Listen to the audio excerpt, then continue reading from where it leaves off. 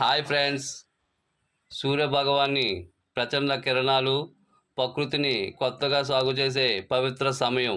అలాగే ఈ రోజు నుంచే రోహిణి కార్తీక్ కూడా స్టార్ట్ అవుతుంది.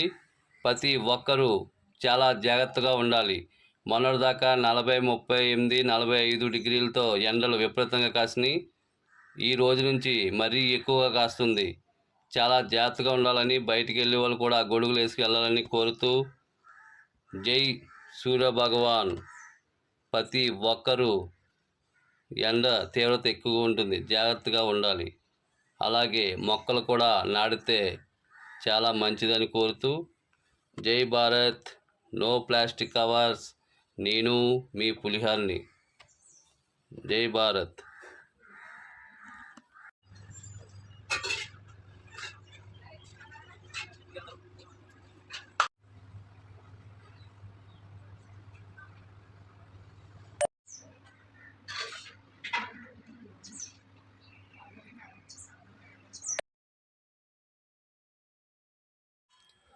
హాయ్ ఫ్రెండ్స్, సూర్యభగవాన్ని ప్రచండ కిరణాలు ప్రకృతిని కొత్తగా సాగు చేసే పవిత్ర సమయం.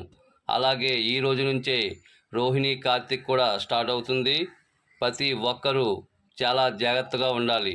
మొన్నటిదాకా 40, 38, 45 డిగ్రీలతో ఎండలు విపరీతంగా కాసినాయి.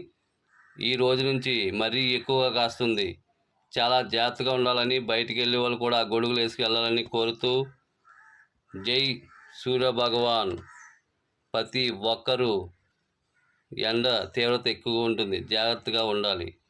అలాగే మొక్కలు కూడా నాటితే చాలా మంచిదని కోరుతూ, జై భారత్, నో ప్లాస్టిక్ కవర్స్. నేను మీ పులిహార్ని. జై భారత్.